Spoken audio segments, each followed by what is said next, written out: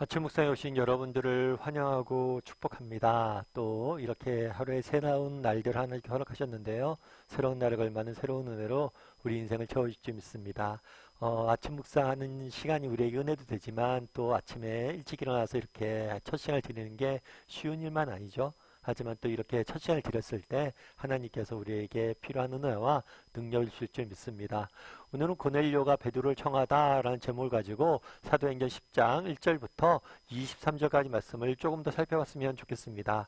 우리 9절부터 10절까지 말씀을 같이 읽어볼까요? 이튿날 그들이 길을 가다가 그 성에 가까이 갔을 그때에 베드로가 기도하려고 지붕에 올라가니 그 시각은 제6시더라. 그가 시장하여 먹고자 하매 사람들이 준비할 때에 황홀한 중에 예, 이튿날 그들은 고넬료가 베드로를 청하기 위해서 모셔오기 위해서 사람들을 보냈는데 그 사람들을 의미해요. 그 사람들이 길을 가다가 그 당시에 베드로가 있던 요빠죠. 그 성에 가까이 갔을 때 뭐라고 했죠? 베드로가 기도하려고 지붕에 올라가니. 그 당시 이스라엘 사람들의 가옥은 어떻게 되냐면 지붕이 우리나라처럼 이렇게 삼각형으로 돼 있지 않아요. 옛날 양옥지처럼 이렇게 평평하게 돼 있습니다. 평평하게. 그래서 외부에서 올라가는 계단이나 사대리가 있었어요. 그래서 이 지붕이 어떤 사적 공간으로서 이곳에서 기도했던 것 같아요. 특별히 기도하려고 올라갈 때 그 시각이 6시다. 6시는 오늘날 우리 시간으로 하면 12시예요. 12시. 그래서 난 12시가 돼서 기도하고 있었어요. 전통적으로 기도한 시간이죠. 그래서 난 12시가 또한 기도 시간이기도 하지만 점심시간이기도 하죠. 기도한 다음에 어떻게 했다고 그랬어요? 시장했다고 그랬어요. 아무래도 점심때가 되니까 시장하고 사람들은 그 점심을 준비하고 있었던 것 같아요. 그럴 때 하나님께서 환상을 보여주십니다. 어떤 환상을 보여주셨을까요? 11절부터 14절까지 말씀 같이 한번 읽어볼까요? 하늘이 열리며 한 그릇이 내려오는 것을 보니 큰 보자기 같고 내 귀를 메어 땅에 드리웠더라. 그 안에는 땅에 있는 각종 네발 가진 짐승과 기는 것과 공중에 나는 것들이 있더라. 또 소리가 있으되 베드로야 일어나 잡아먹어라 하거늘 베드로가 이르되 주여 그럴 수 없나이다. 속되고 깨끗하지 아니한 것을 내가 결코 먹지 아니하였나이다 한데. 예, 하늘에서 한 그릇이 내려와요. 환상을 봤는데 하늘에서 그릇이 내려옵니다. 그릇이 내려오는데 그 그릇 안에 뭐가 담겨져 있어요? 땅에 있는 각종 네 발 달린 짐승과 기는 것과 공중에 나는 것들이 있었어요. 근데 이 짐승들의 동물들의 특징이 뭐냐면 율법으로 그 당시 이스라엘 사람들이 율법을 지키고 있었는데 율법에서 부정한 동물이라고 알려져 있는 거예요. 그래서 이 부정한 동물은 먹지도 말고 그 동물을 취하지도 말아야 돼. 그런데 이 부정한 동물이 들어있는데 베드로에게 소리가 들린 거죠. 무슨 소리가 들려요? 잡아먹으라. 이것들을 먹으라라 라는 명령이 들린 거예요. 그러자 베드로가 어떻게 했을까요? 주여, 그럴 수 없다라고 이야기해요. 왜 그럴 수 없다고 했을까요? 그건 율법에서 금하고 있기 때문이에요. 속되고 깨끗하지 아니한 것을, 왜 속되고 깨끗하지 않은 부정한 동물이란 것을, 이 부정한 동물을 제가 먹을 수 없습니다. 왜냐하면 율법에서 그렇게 금했기 때문입니다. 라고 이야기하는 거죠. 그러자 어떤 일이 있었을까요? 15절부터 17절까지 한번 읽어볼까요? 같이 읽도록 하겠습니다. 또 두 번째 소리가 있으되 하나님께서 깨끗하게 하신 것을 내가 속되다 하지 말라 하더라. 이런 일이 3번 있은 후 그 그릇이 곧 하늘로 올려져 가니라. 베드로가 본 바 환상이 무슨 뜻인지 속으로 의아해하더니 마침 고넬료가 보낸 사람들이 시몬의 집을 찾아 문 밖에 서서 예, 거부했죠. 내가 못 먹겠습니다. 그럴 때 하나님께서 뭐라고 그래요? 하나님이 깨끗하게 하신 것을 내가 속되다 하지 말라 라고 이야기한 거죠. 하나님이 이제 그것을 깨끗하게 하셨으니까 네가 먹으라는 거예요. 이런 일을 몇 번 했다고요? 3번에 걸쳐서 이 일들을 하게 된 거죠. 사실 그날에 이런 환상들을 보였는데 이건 단순한 환상의 문제가 아니에요. 음식의 문제가 아니에요. 음식에 관한 이야기를 한 게 아니라 이후에 베드로가 이제 고넬료를 만나야 되잖아요. 근데 고넬료는 이방인이에요.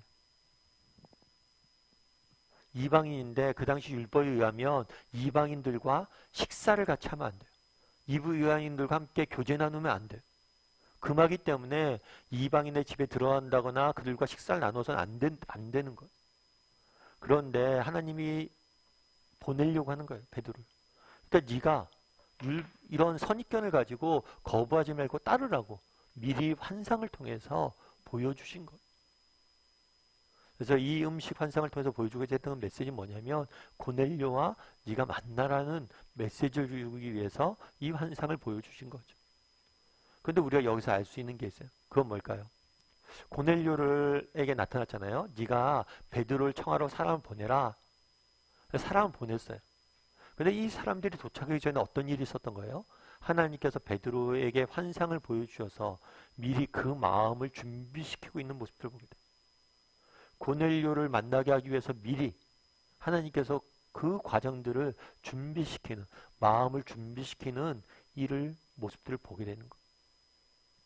그래서 우리가 기억할 것은 뭐냐면 정말 하나님께서는 이렇게 일하고 계시다는 거예요.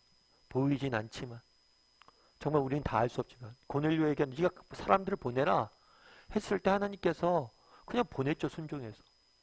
그런데 그 일들을 위해서 하나님께서 뒤에서 엄청난 노력을 하고 계신 것들을 우리는 보게 되는 거예요.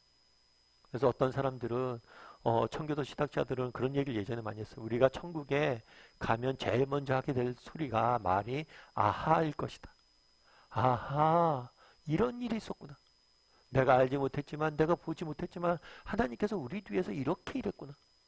이런 역사를 하셨구나. 이걸 깨닫게 될 거로. 우리도 이 부분에 대해서 확신을 했으면 좋겠어요. 그날의 고넬료를 위해서 정말 보이지 않는 곳에서 베드로에게 환상을 보여주시고 그 모든 것들을 준비하고 계셔. 그렇게 우리를 위해서 일하고 계시다는 거예요. 정말 우리가 정말 순종하려고 했을 때 고넬료처럼 사람을 보냈을 때 우리는 그 하나님의 일하심을 맛보게 될 거예요. 그래서 늘 하나님께서 우리를 위해서 보이진 않지만 일하고 계시다. 이 사실을 좀 확신했으면 좋겠습니다. 우리나라 같은 경우에 굉장히 좀 특이한 나라 중에 하나예요. 어떤 면에서 특이하냐면 보통은 어떤 지역에 선교사들이 먼저 갑니다. 그리고 선교사들이 먼저 복음을 전하고 그런 다음에 성경이 생겨요. 성경을 보급이 돼요. 근데 우리나라는 특이하게 선교사가 오기 전에 이미 성경이 국내에 들어와서 보급이 된 나라예요. 성경 번역이 먼저 이루어진 나라예요. 굉장히 특이한 일이죠. 그런데 이런 성경 번역이 이루어지는 데는 중요한 역할을 했던 사람들이 해외 선교사님들도 있지만 서상륜이라는 장로님도 계세요. 이 장로님 원래 양반집 자손이었어요. 그런데 어렸을 때 부모님이 다 돌아가십니다. 그래서 이 사람이 양반임에도 불구하고 뭘 했냐면 그 다음부터 장사를 했어요. 특별히 변번한 재산이 없으니까 만주를 다니면서 장사를 했어요. 만주를 다니면서 장사를 하고 만주를 다니면서 외국 사람들과 장사하다 보니까 외국말도 익혀야 되고 그래서 만주를 다니면서 쭉 장사를 했어요. 근데 한 번은 만주를 가다가 장사를 하고 있는데 갑자기 만주에서 장사를 하다가 몸이 아프기 시작한 거예요. 알고 보니까 장티푸스에 걸린 거죠. 그래서 사경을 헤매게 됩니다. 그런데 그때 그렇게 사경을 헤매게 될 때 맥킨타이어라는 선교사님을 만나요. 그래서 이 선교사님이 도와줘서 이 성상륜이라는 분이 낫게 돼요. 병만 나았을 뿐만 아니라 이 선교사님이 전도를 하게 됩니다. 그래서 이 사람이 전도를 받고 예수님을 믿게 돼요.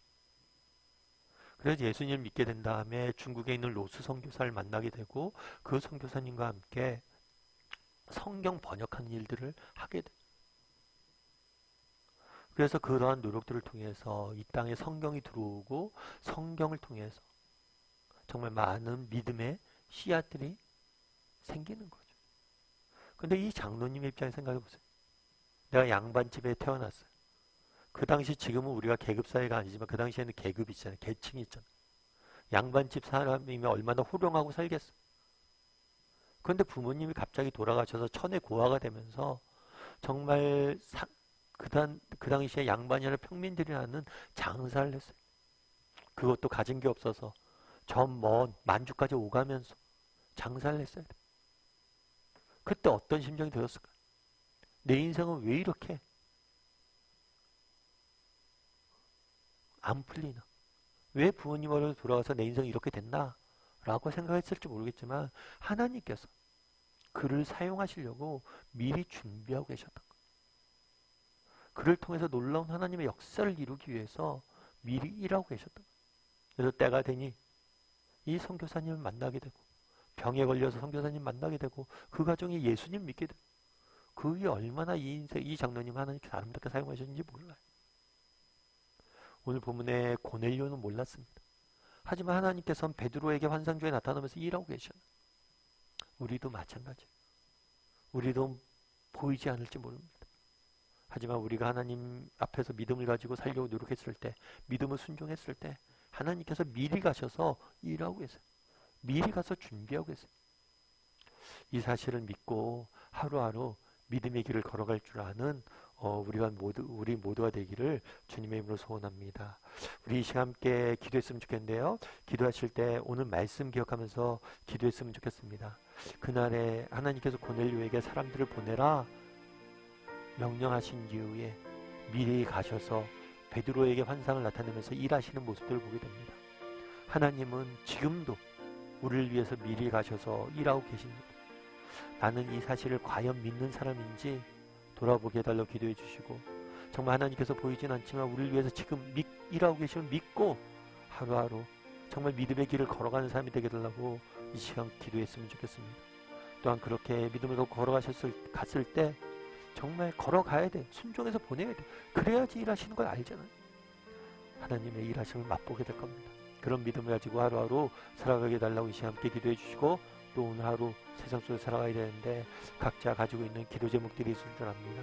그 기도 제목을 가지고 정말 하나님 역사해 달라고, 이것들 가운데 일하여 달라고 함께 이 시간 기도하도록 하겠습니다. 같이 기도하시겠습니다.